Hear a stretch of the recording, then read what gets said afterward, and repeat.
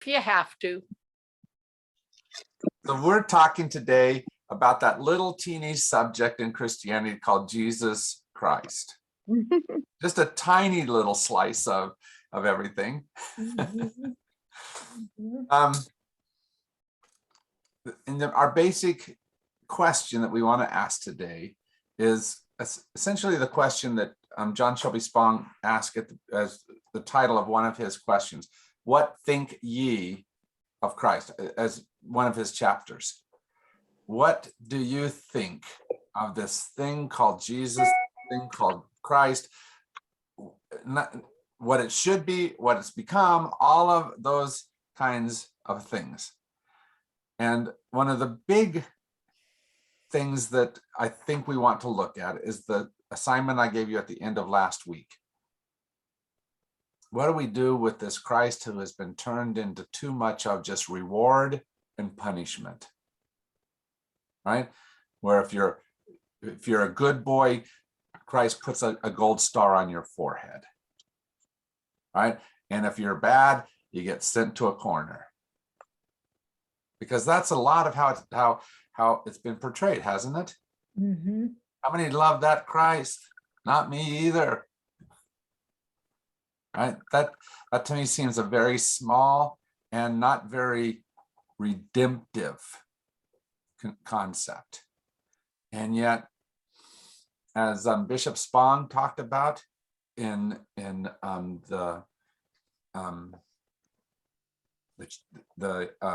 New Christianity book, that seems like that has become so pervasive and has been said for such a long time that we don't know how to even approach the subject without some of that being present. Reward, punishment. So what do you do with it? How do you handle it?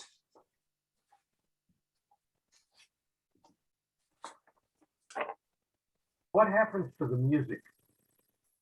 What music? The music of Christmas. Oh yeah, and throughout the year, there's so much music that is built on that theology, isn't it? Mm-hmm. Yes. Right? In all its forms. Jesus died for my sins.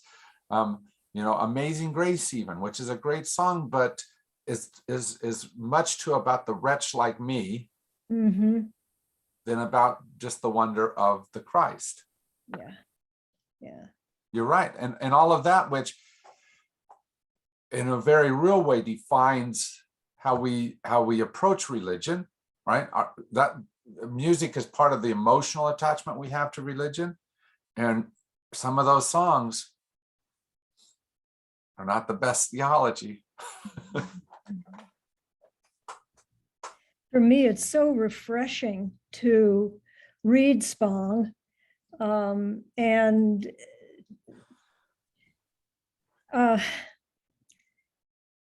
really have him speak exactly to where I felt myself to be for many years.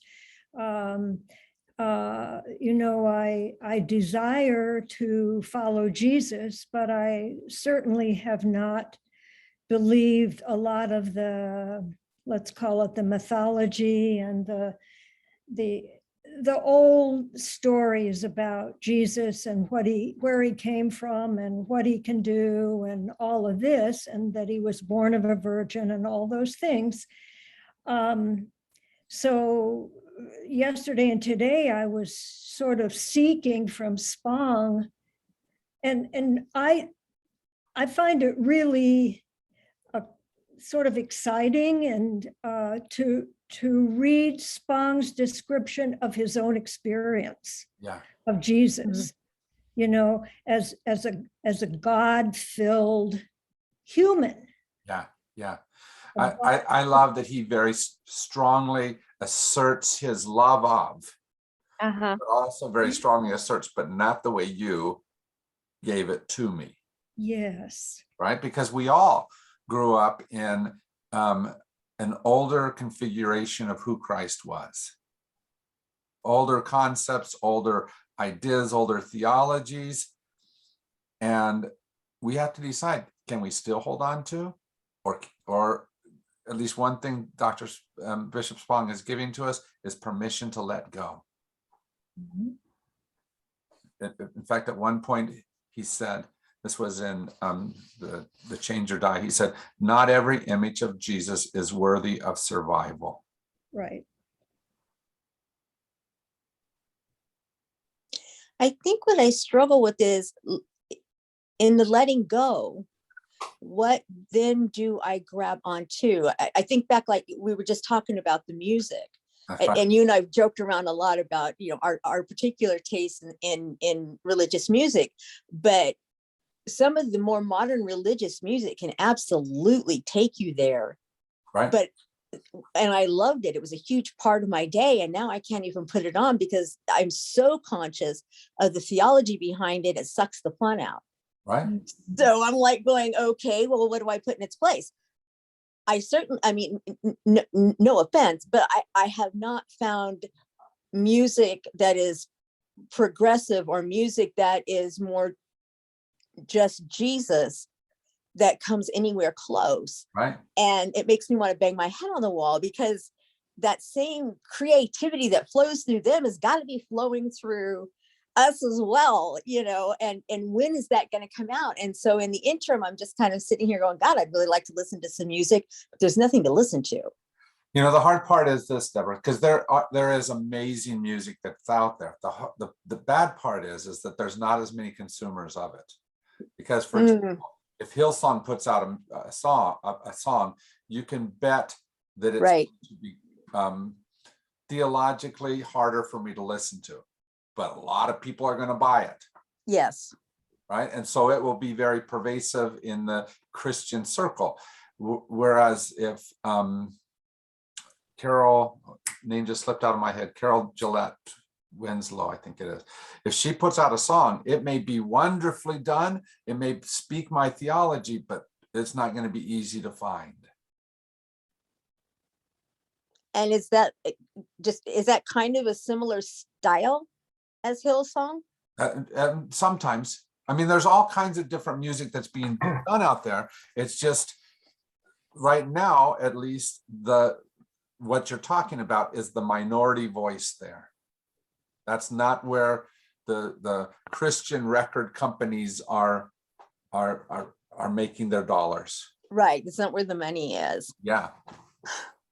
And so sometimes I feel that way too about my relationship with that I've had all along with this personage of the Christ. And, you know, if I am coming to this realization that, you know, man, we have really blown this out. And that resonates for me.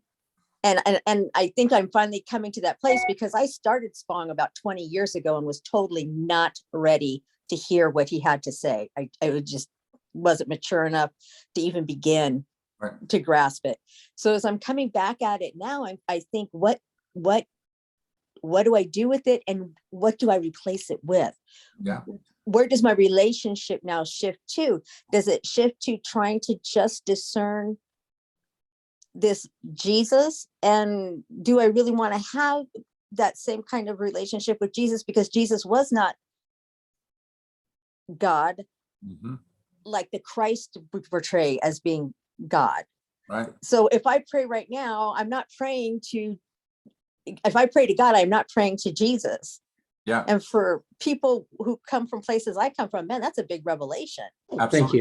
Thank you, honey. Because a lot of people, they may say God at the beginning of their prayers, Right. It doesn't take long They to mean realize that they're Jesus. praying to Jesus.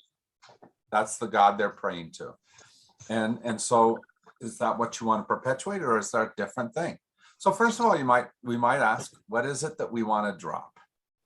For example, one of the big phrases is paid the price of sin. Right? And I always have to, anytime I hear that, I have to ask myself, to whom is that price paid? Right? Who, if God is the infinite, is the price paid to the bank of God? Right? And yet that's central to all of this atonement theology, is that the price has to be paid. But God is the one who gets to decide, Yeah. right? Even in their theology, that's true. Mhm. And in my theology, I don't even need that price, but there I am stuck with somebody. And how do I have a conversation? How do I sit in the same religious space when that basic line we can't make them meet?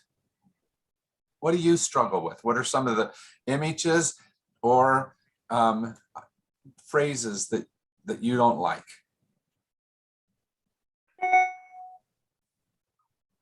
Are you talking? Anybody?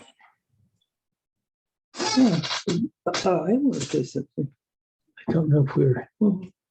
Alan, Adrian, can you hear us? Yes, we can. Can you hear us? Yes, absolutely. Mhm. Adrian has a comment. Yes. I'm not sure what people mean when they say savior. You're just a bit soft, Adrian. Kind of point more towards the microphone, wherever it's at, which is usually in the camera. Oh.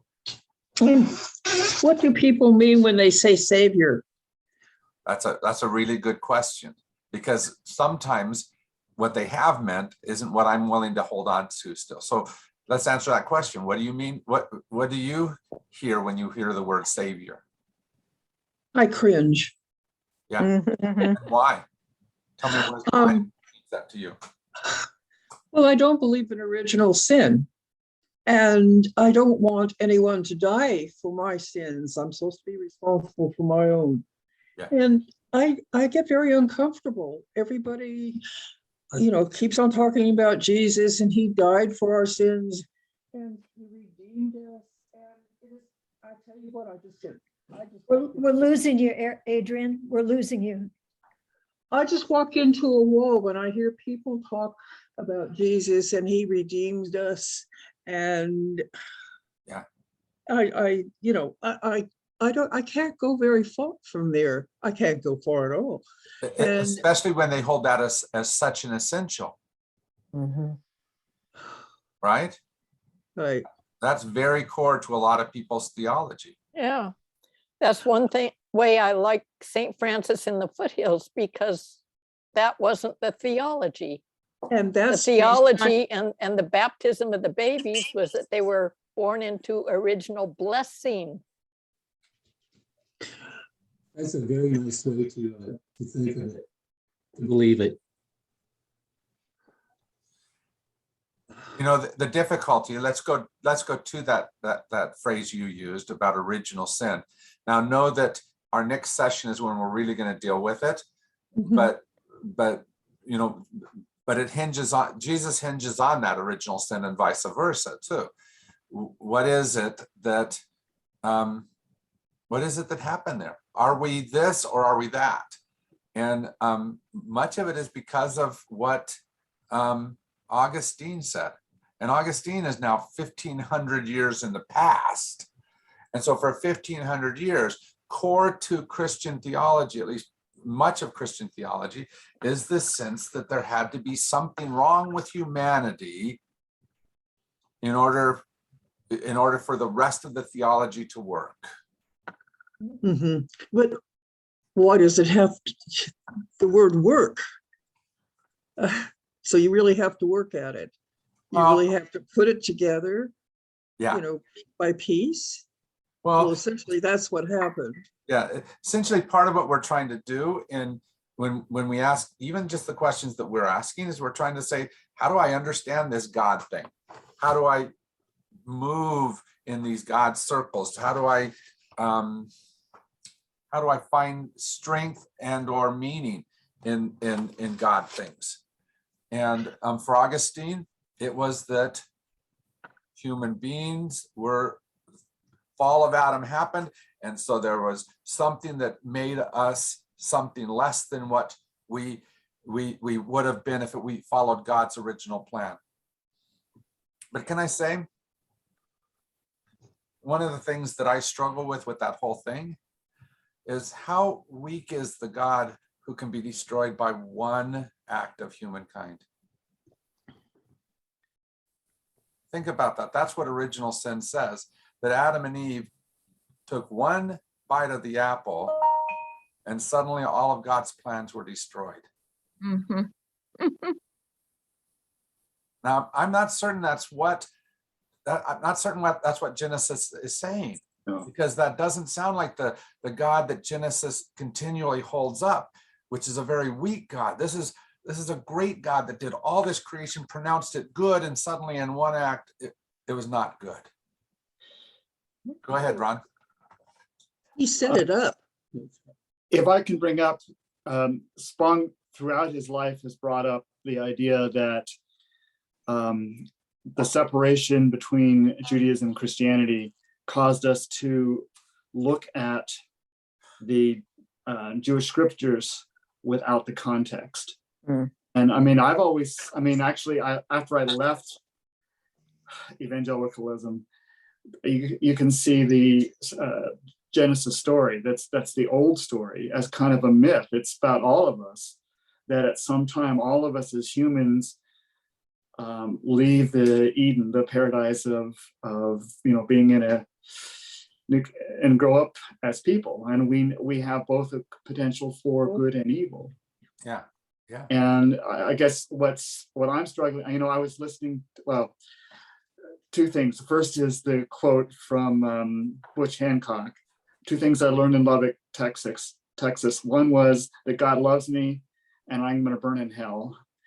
And the other is sex is the most awful, dirty thing you can ever do. And you've got to say that for the one you love the most. Which shows the contradiction. I mean, and just but it's, I was listening, I'm working on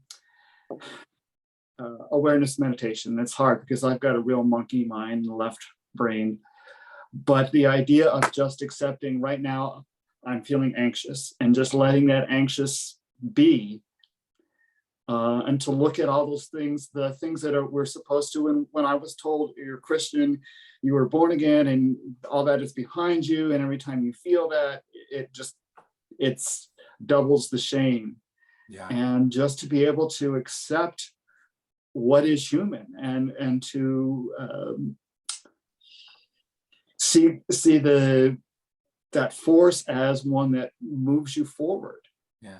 Because what type of parent is going to tell their kid, if you're not perfect, if you make one little mistake, you're damned for the rest of eternity? I mean, that's, yeah.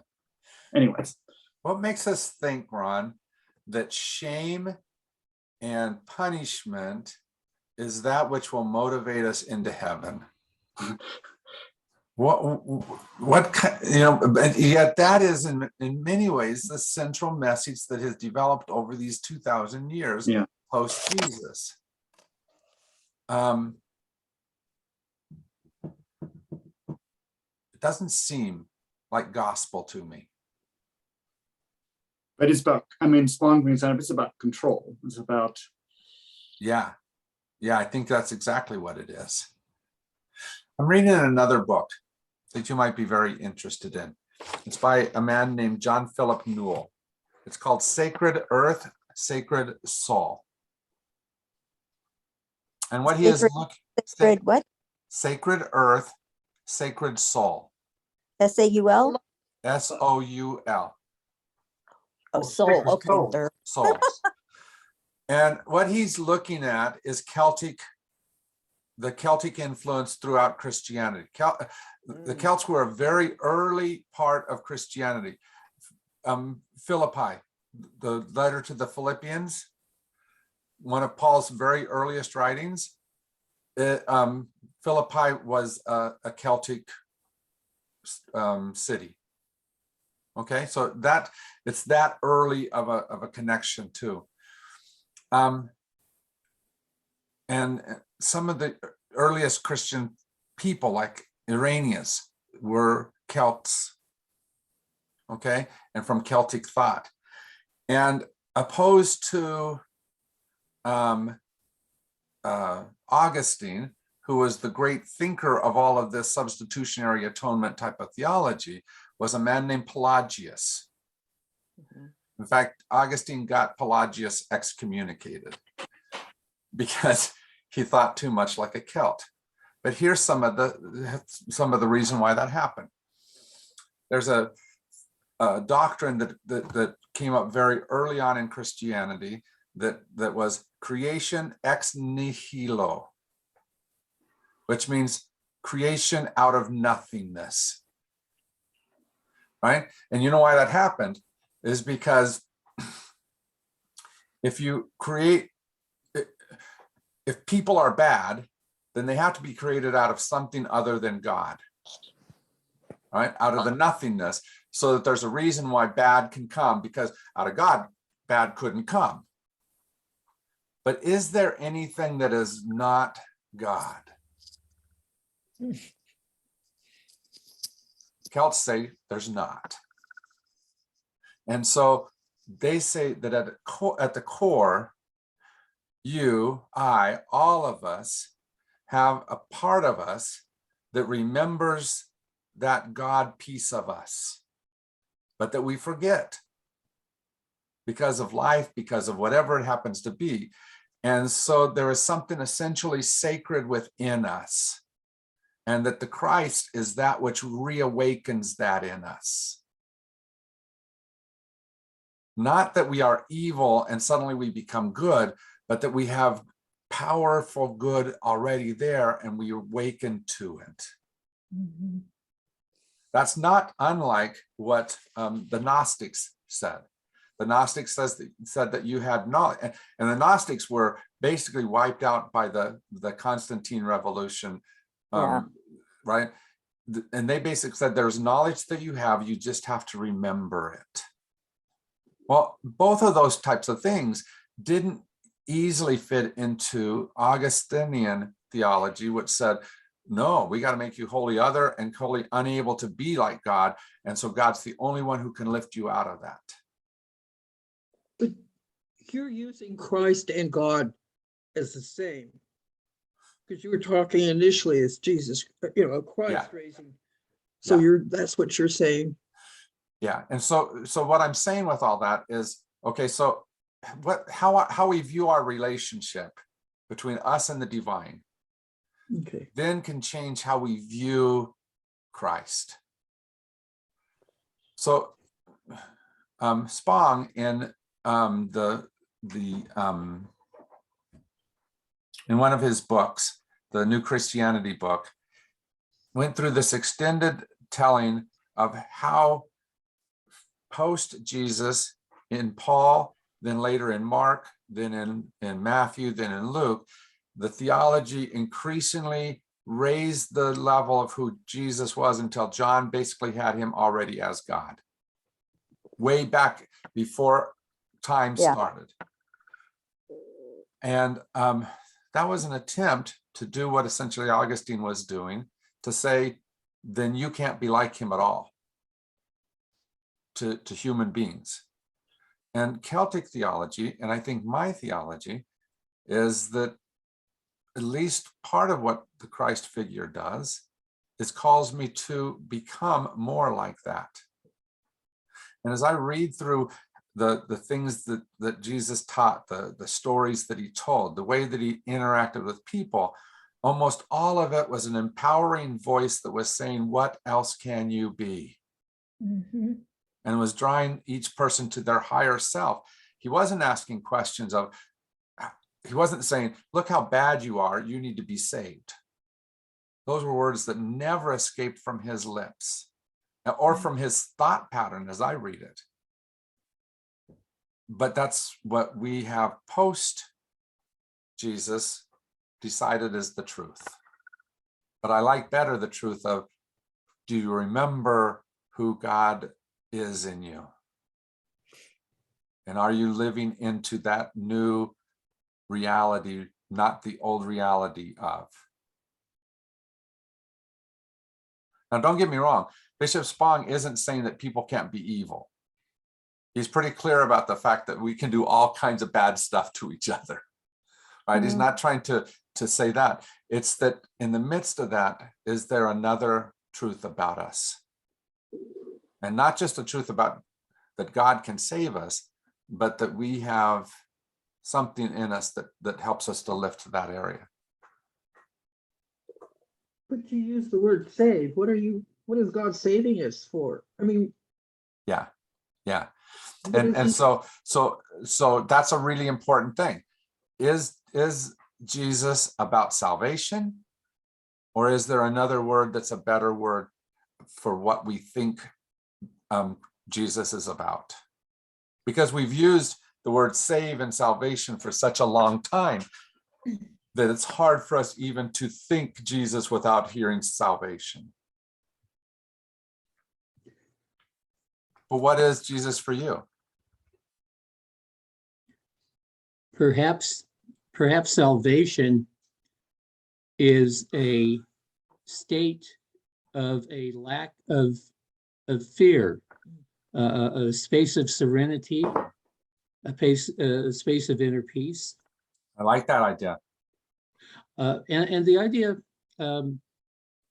you were mentioning Jesus in the Bible being affirmative. I had read something that very, very, very few of the words of Jesus in the Bible were directional. He didn't command people to do things generally. He suggested, he modeled, he showed people, he tried to explain to people rather than demand that they do certain things. And I think when you talk about the Christ awakening that within us, I've heard Jesus likened not to the only Son of God, but an example of a Son of God that we can all strive for, try to emulate, try to improve upon in our own selves. Yeah, but that takes us believing what Spong said when he said that Jesus is different from us, not in kind, but in degree. Mhm. Yeah. Right. And much of that work that I described going through the different gospels was trying to turn Jesus into something we can't be. Jesus is the Son of God, and we are not. Well, that also takes the responsibility off of us. Because Yeah. if I'm not out there, just because this is the example they use, doing miracles, if I'm not raising people from the dead, but Jesus raised people from the dead, well, see, Jesus could do it because he was special and I'm not. Yeah. Or if Yeah. Jesus was walking with such love that he could walk with the people that they thought were unclean, and I'm not doing that, well, it's because, Jesus had the ability to do that, and that's not in me. Yeah. And And so yet- it takes that responsibility away. Yeah. And yet, what did Jesus himself say? Greater things you will Greater. do. Right. And had some view of the future that was better than this moment now. And sad to say, many of my Christian friends don't have a very positive view of future. Well, until of course Jesus comes down and fixes it all, Rescues us. right? Comes and rescues us. And that image, by the way, is one that Spong dealt with specifically and not in complimentary ways. Is it helpful to have a rescuer? Is it helpful to us and to not just me individually, but us as a whole? Or is there a better image for who Jesus is? Go ahead, Ron. So I was going to bring up this great difficulty, in fact, because the Gospels were all written, 30, 40 years at least after he lived. They're written in Greek and he spoke Aramaic. And there's the wisdom, which the one that I identify most with is the wisdom teacher, the one that used parables, stories to kind of expand. And Marcus Borg and Croissant have pointed out that when we see them, we didn't realize that like this, each part of the Sermon on the Mount was just like one thing that a teacher like Jesus or the Buddha would have used. And then talk with the crowd, and each time they might have told in a different version, but the whole idea was to move beyond the conventional, more like the Good Samaritan. It was designed to move the people beyond conventional, and it was set up so that the priest and Levite who were following the law of the day and avoiding the dead, and the renegade Samaritan becomes the hero. Right. And anyways, it's but how do we recover those stories, because we heard them so much and we don't see them, and I'm going to use a Buddhist term again, with beginner's mind. Yeah.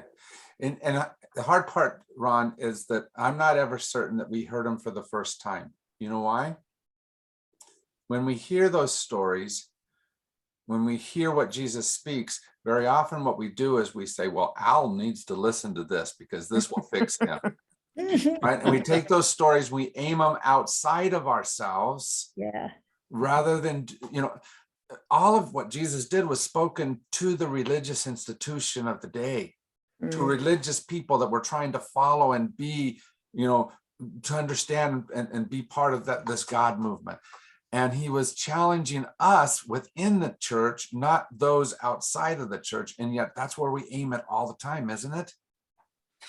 Yes. Yeah. And so I find it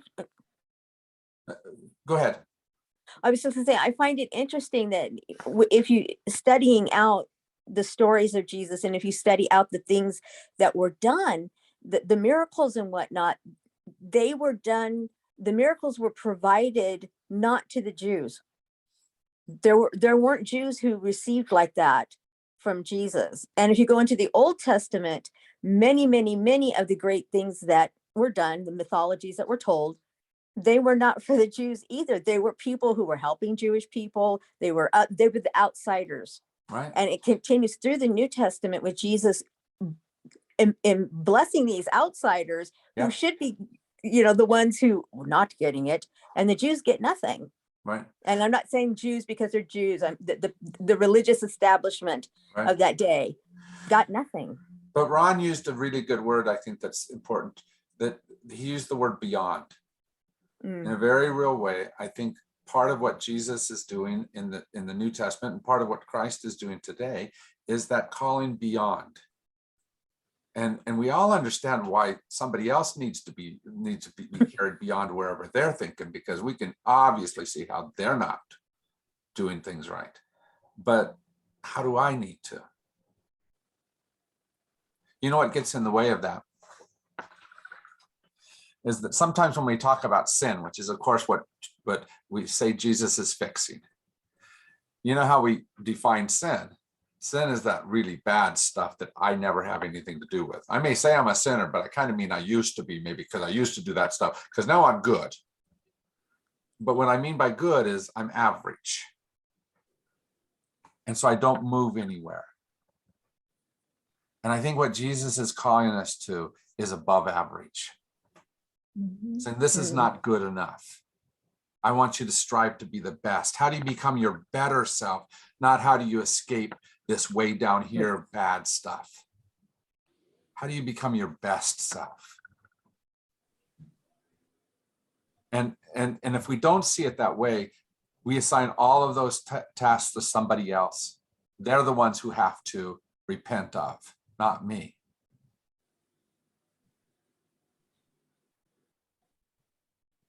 But how do I move from my normal to that above average person that Jesus is calling out of me?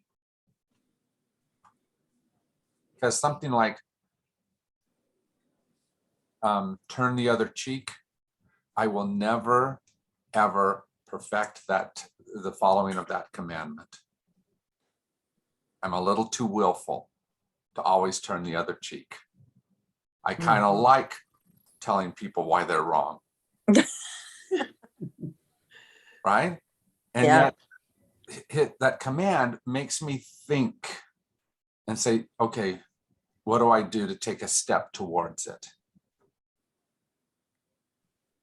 Challenges me. How about for you? Anything about Jesus challenge you to become something more than what you were? Can I bring up, I heard that a little bit differently, and that was in the context of at that time when turning the other cheek meant you had to, the person who was slapping you, you had to look they had to look in each other's eyes. And the idea behind that and go the extra mile was a way of oppressed people to look into the eyes of the oppressor and say, I'm human. And those are the techniques that King used, Gandhi used. Yeah. Right. And see, if we don't open ourselves up to that type of thing, it never challenges us. If I already have the right answer, then I never move any longer. And so whenever we open ourselves up to looking and saying, can it be more than what I thought? Can what Ron says be as true as what Jim says? Right? Do we continue to challenge ourselves with that? And I think that's at least part of what following the Christ means to me, is that I don't arrive at the end.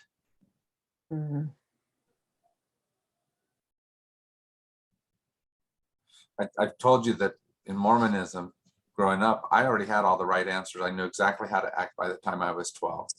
I didn't need to grow any beyond that. And I mean that literally. I'm not exaggerating on that.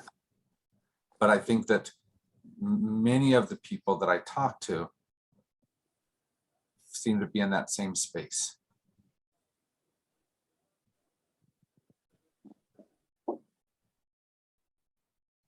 So how does the idea of Jesus, of Christ, challenge you to become more? It sets the example.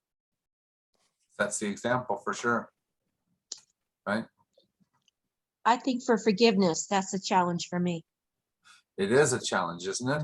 Not for everyone. There's some people that I forgive pretty regularly. Well, that's because they make so many mistakes, I have to.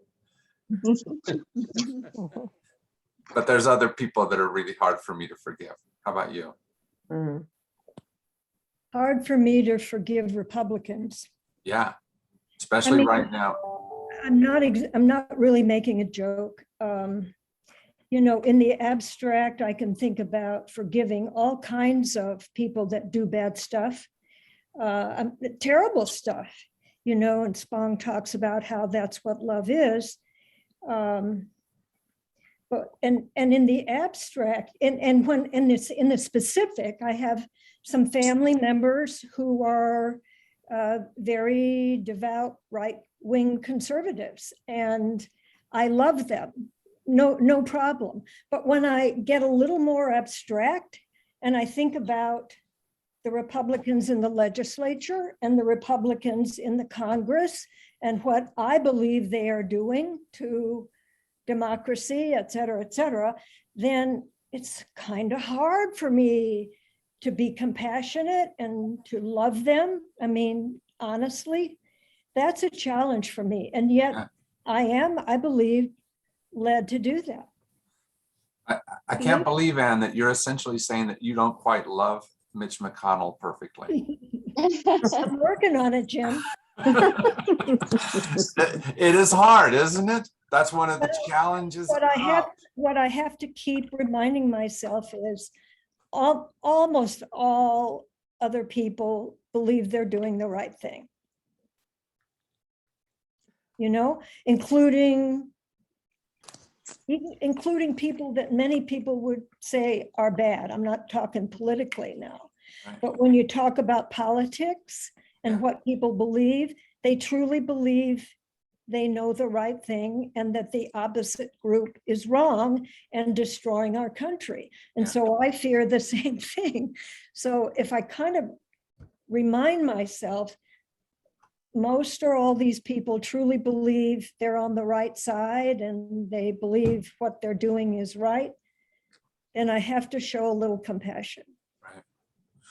Right. And that's really the difficulty, is that it's something that we may never attain what we think we're supposed to attain. But it's why I like it better than I'm saved, I'm going to heaven. It's already a done deal. Because then I think that I stop working. I become a static creature rather than the dynamic spirit that Christ is calling out of me. Mhm. Mhm. I'm wondering in a this idea like Mitch McConnell, how would Jesus handle him? And I think there's a difference between loving someone and abiding by what they're doing. Jesus turned over tables in the temple, Mhm. and that could be construed not as an act of love, but Right. perhaps it could also be construed as an act of love. I believe so. Yeah. The hard part is that not every time I wanted to turn over tables was I loving. Acting in love.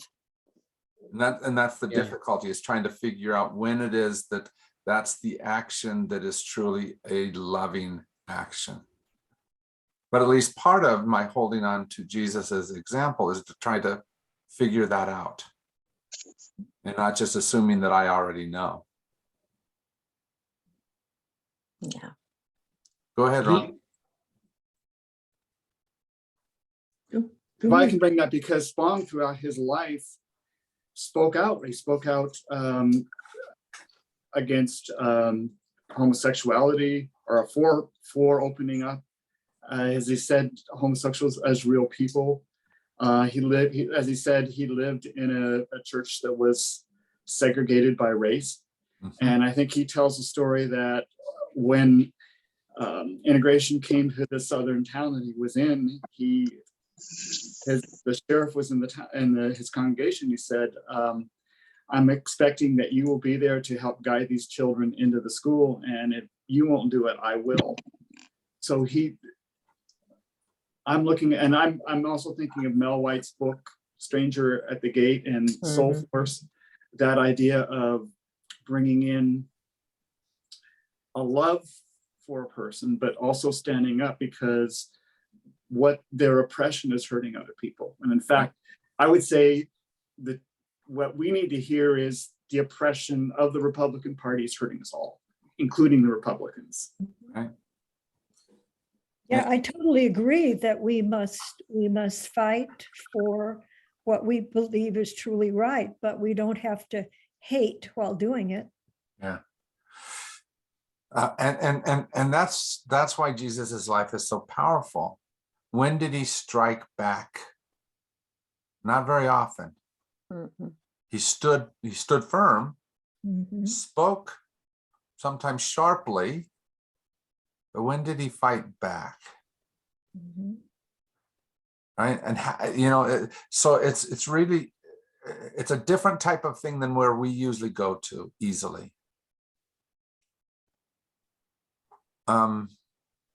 And that's not a bad thing, to be challenged beyond our easy, Mhm. because all of us, I think, sit in a space that is relatively simple, relatively easy. And Jesus, like I said at the beginning, is always calling us to our highest act. And sometimes that's a very difficult road to walk. How do you oppose someone without being violent towards them? Go ahead, Adrian. My big problem was with the anti-vaccination people. You and me both. As a former microbiologist and an RN, this pandemic is not going to end until people are vaccinated. And even then, you can see the virus and it mutates. That's the nature of this particular virus. So we're going to have it for a long, long time. And I guess I really don't understand the people who refuse to be vaccinated. I simply am really having a hard time with that. Yeah. And they give all kinds of excuses, and some of them are really far-fetched.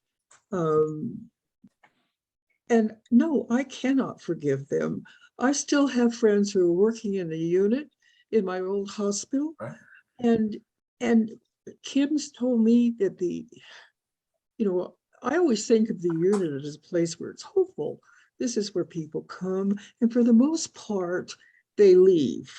I mean, they leave heal. alive and in a better place. But what she said to me, and it still haunts me, she said, Adrian, there's nothing but death in the unit now. And I object to these people who Right. refuse to have an immunization. And it put people like Kim in danger. Yeah. And perpetually keep on doing this. I have a lot of problems with that. And no, I don't feel like I'm going to forgive them right now. No, I'm not. Right. And Adrian, I think everything you just said is absolutely perfectly understandable. And that is exactly where we ought to be. We should be saying, what is the appropriate response in all this? How is it that we should do? And how do we continue to call all of us to our best self? Because the call is rarely an individual call. No matter how much we've turned it into individual salvation over the last century or so, none of the Bible is an individual call. It's always who are we becoming as a community? How are we building, as Jesus would say, the kingdom of God here? What is the community of God that we're trying to work on? And part of that is standing up for things that are unjust. To say that, wait a second, if we're not all vaccinated, then we are all at risk. And trying to figure out how to do that in a Christian way is not a simple thing to do, is it? And maybe we'll have to resort to a non-Christian way. Absolutely. Yeah. In order to get to where people want their lives to be normal. Yeah. There's never going to be another normal That's right. the way it was 2 years ago. Right. But the tough part about the Jesus story, though, that you have to accept as part of it is that sometimes you die because of. Right? Now, I think they take that death thing in a place that is not what the story is trying to tell, but it definitely says that sometimes death happens because of where you stand, when you're standing in exactly the right place. Gandhi was standing where he stood and died. Right. And how much more could he have done if just it had missed, you know? Yeah. I agree with you. I think that sometimes we miss the whole point of that death, and it's too much about that salvation thing that it was not intended to be about. Right.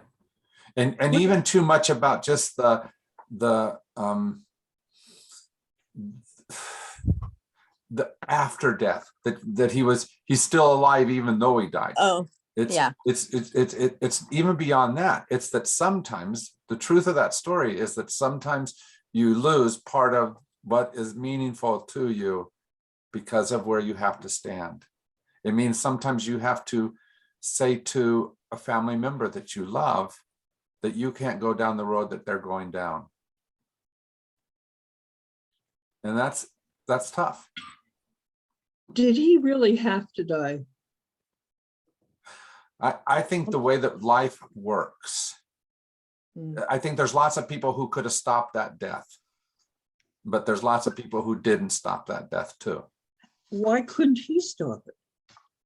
Because I don't believe he's miraculous or unbrave.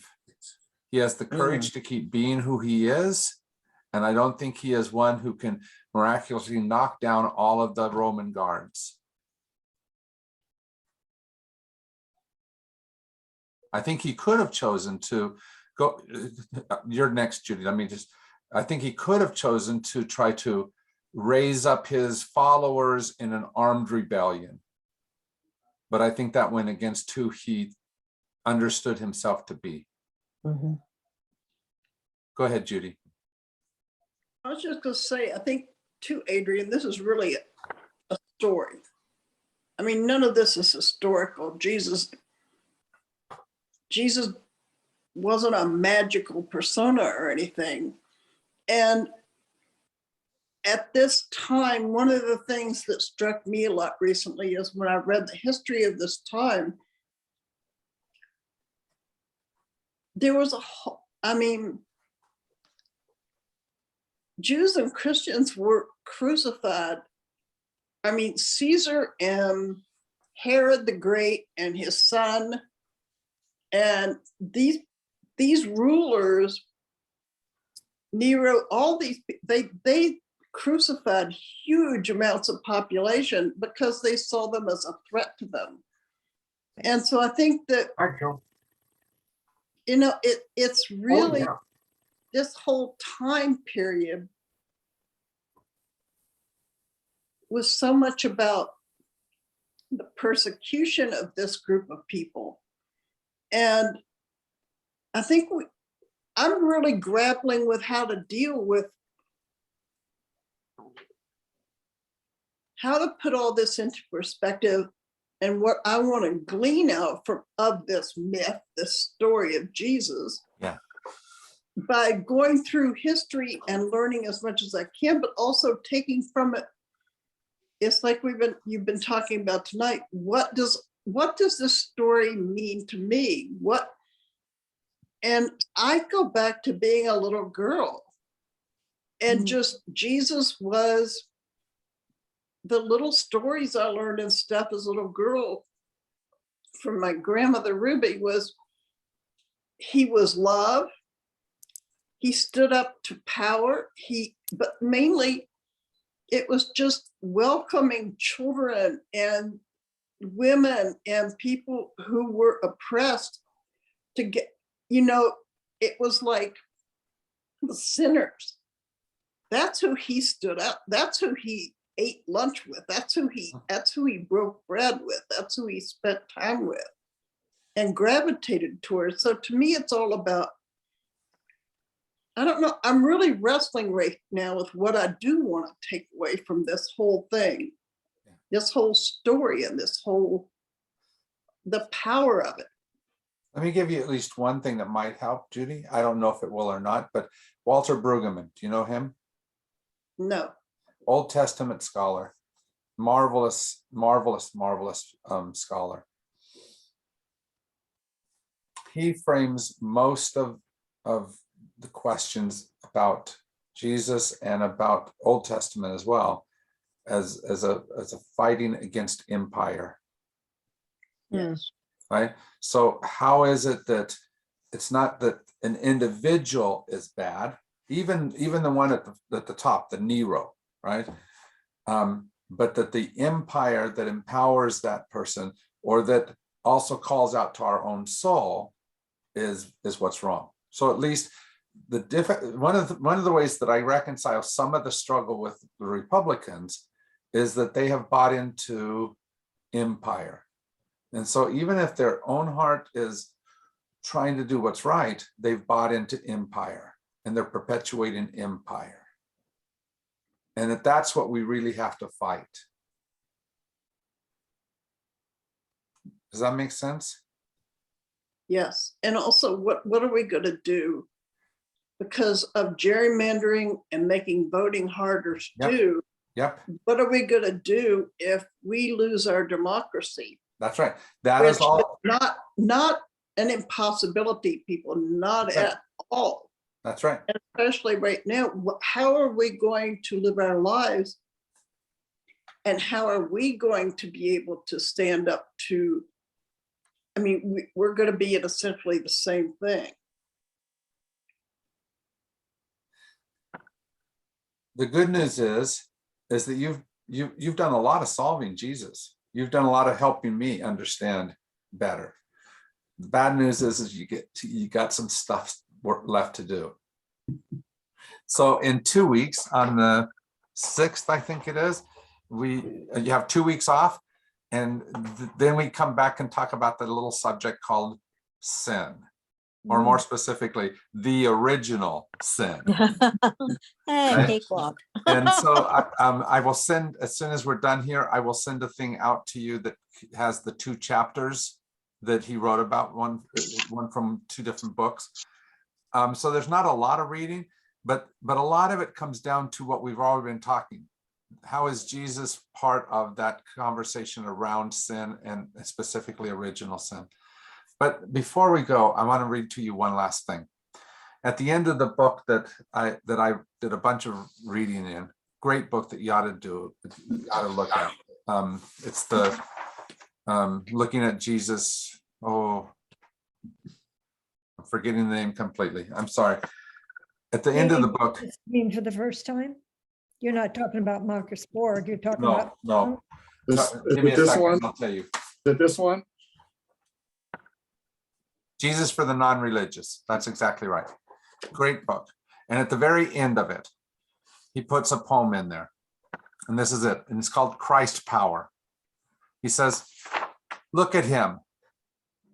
Look not at his divinity, but look rather at his freedom.